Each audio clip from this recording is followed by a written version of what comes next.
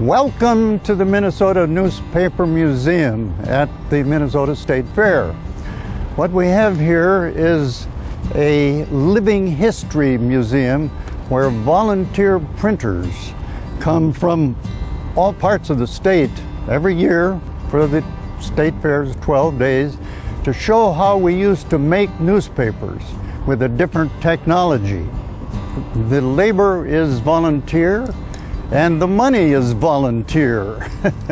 we depend on contributions to financing our museum. Welcome to our museum. Hope you enjoy it. So step right in and take a look.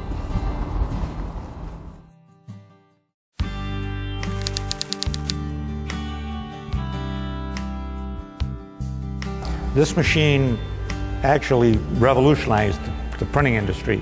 Most papers before this machine was invented were eight-page papers. After this machine was invented, they could print 24 pages, 36 pages, because you could set type much faster. You could set type at 8 lines a minute, and it sets a slug like this, what we call a linotype slug. It's 1 line of type.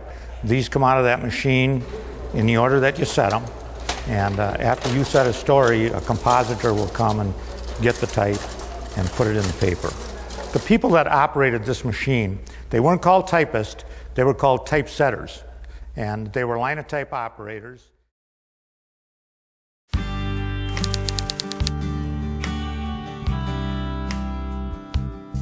The advent of letterpress was a major breakthrough in the history and the industrialization of our nation as well as the world, because it brought about an automated system of producing and disseminating news. With the automation of this press as well as the linotype, more news could be produced on any given day and disseminated all across the nation as technology developed. But here at the museum,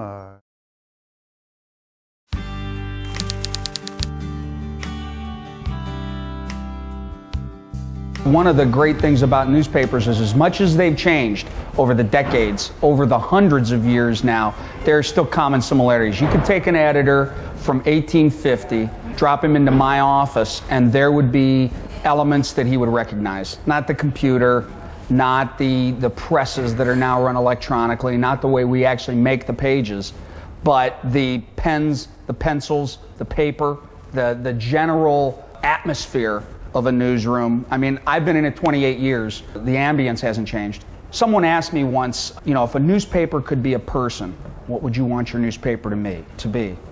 I'd want it to be kind of the big beefy guy at the bar that buys you a drink, slaps you on the back, and tells you a story you didn't know when you walked in the bar. I believe newspapers remain the bulwark of democracy. In the society that we have right now, where information is key, we remain the chief information providers for all the, and I welcome it, for all the bloggers and all the online commenters and the radio and TV. And to say you remain the bulwark of democracy, that means you're at the zoning meetings where there is no one else.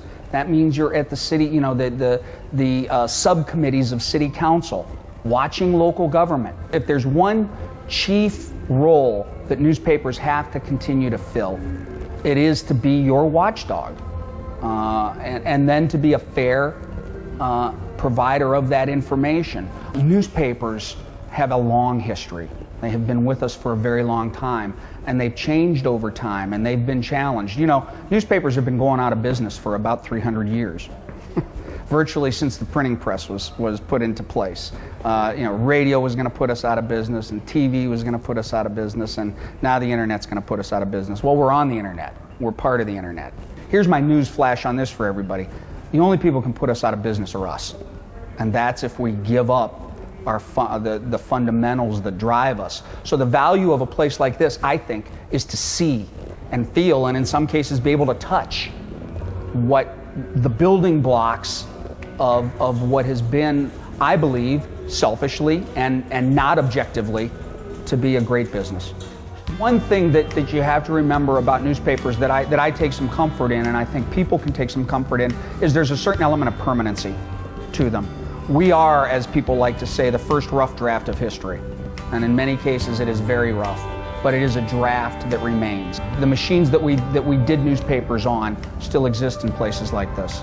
And I think it's, from that permanency, I take great faith that those machines and that ink on paper will continue.